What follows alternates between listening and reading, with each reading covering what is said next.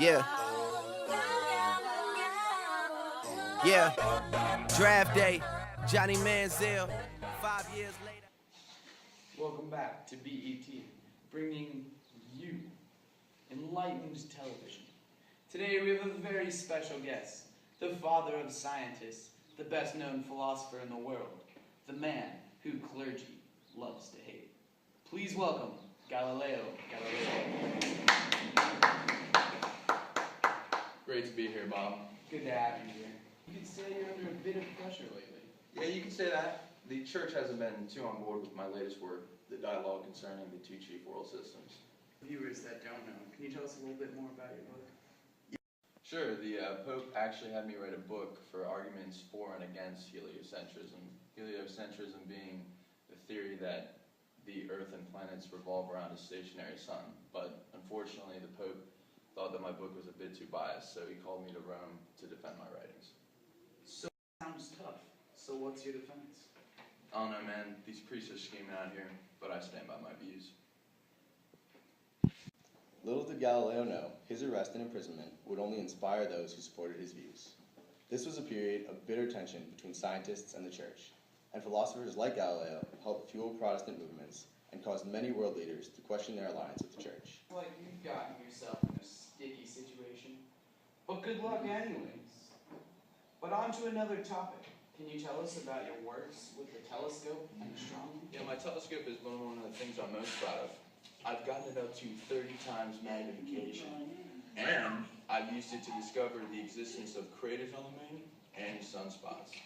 I've also discovered the existence of Jupiter's 3 moons, which obviously is impossible under the Aristotelian cosmology, which leads me to question why the church is refusing my theories. Little did he know, his discoveries in the field of astrology would become invaluable to future researchers who did not work under the same restrictions placed by governments and the church.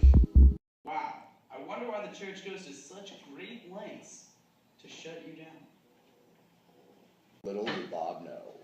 He would be just one of the millions who began to ask themselves the same questions, leading to the eventual downfall of the church's role in science and the separation of church and state that we see today in contemporary government.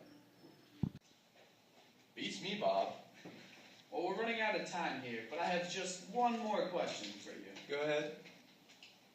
In your dialogue concerning the two chief world systems, you mentioned an experiment with a ship. Can you explain that? Basically, I made the experiment to argue for the idea of Earth rotating around an axis. It goes like this.